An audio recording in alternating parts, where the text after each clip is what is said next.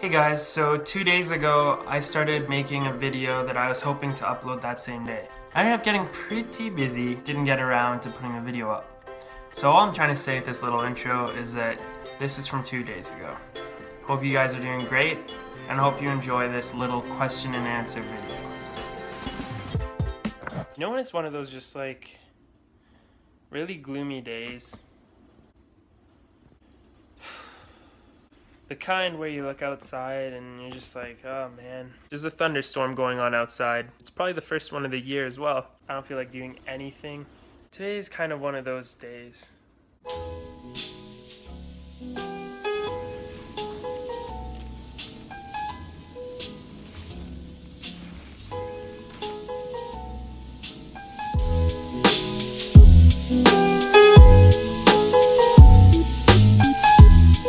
Today is the 16th day of the Baha'i fast, which means that there are 3 more days to go.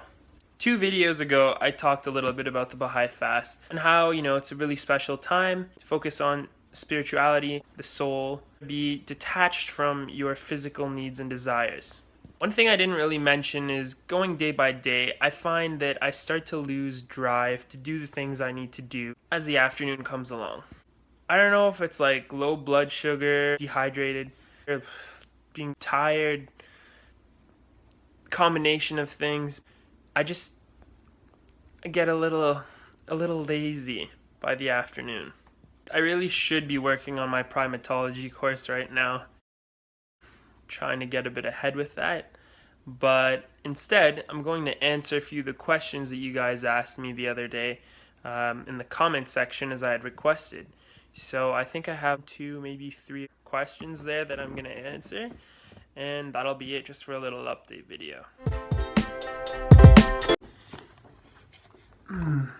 Studies. Fun. Right now, what am I looking at here? Major subdivisions of anthropoids. Cibidae, Attilidae. I'm probably butchering the Latin and taxonomical pronunciation, but this is me right now. Okay,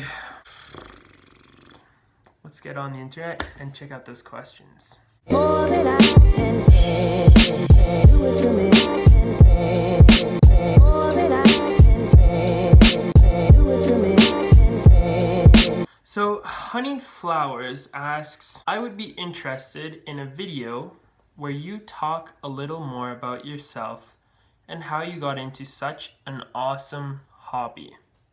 Well, Honey Flowers, so I was always the kid that would play with dinosaurs, little bug toys, and beg my mom to buy me those grow your own lizards at the dollar store whenever we went there. I never really played with G.I. Joes or soldiers, things like that, toy guns. I guess I'm stereotyping, but most of my other friends were interested in toy cars and things like that. I was a kid running around with my T-Rex and wanting to learn all the dinosaur names. I distinctly remember watching Bill Nye the Science Guy religiously, trying to learn as much as I could about science, nature. I grew up in a really small town. We have a local library there. And when I was really young, they used to have a whole array of cassettes. And I remember being this little guy. I couldn't even reach onto the shelf. And I would ask my mom to help me go through them. Any video that had a lizard or a crocodile or a tiger or some cool animal on it, I would go there and, rent out every single cassette that I could watch about animals and learn. Some of these documentaries came out in like the 70s. The quality was awful, but I was so excited to watch them. It's like a sponge. I just wanted to learn as much as I could about these animals. As time went by, I wanted to own my own animals. I wanted to have that experience of like having a pet. My parents are never the type of people to just give their kids what they want when they ask for it. We always have to work for things. So, I asked for a gecko, and I remember there were all these conditions with what my marks had to be in school. I had to present them with a few pages that showed the care, the price, everything, so that I knew exactly what I was doing getting into it. The thing about this hobby that's so interesting is these animals are so misunderstood. There's so much we can learn from them. There's something really special about being able to learn about these animals in a setting that you can create that mimics a natural environment. It's like having the Discovery Channel in your living room. I always feel like that's one of the appeals with fish tanks, poison dart frog vivariums or paludariums. You have this really cool opportunity to not only grow plants, but you also get to keep the animals in them. And the next level up from that is if you're lucky enough to create an environment that stimulates them to breed. I hope that sort of answers your question, Honeyflowers. Maybe I'll do more of like a personal bio video another time. Cat Kindo asks, how do you afford to maintain such a large and diverse collection of expensive geckos? So, Cat Kindo, there's no way I can answer this easily. I have spent a lot of money on my animals. Not to mention the value of satanic leaftails is going up, up, up, up, up as we speak. These animals are very rare and they're protected under CITES regulation.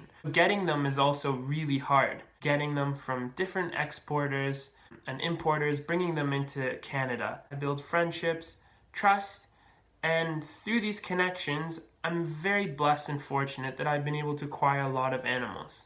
I also did a few things to get money to buy them.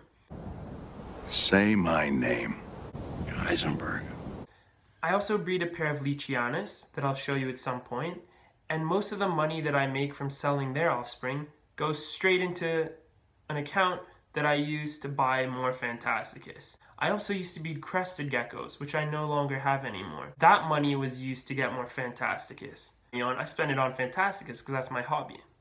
So, I hope this sort of answers your question, but I've kind of put a lot of money aside from other things and saved it up to get my fans. Anyways, guys, that's just a little video. Hope you found that interesting.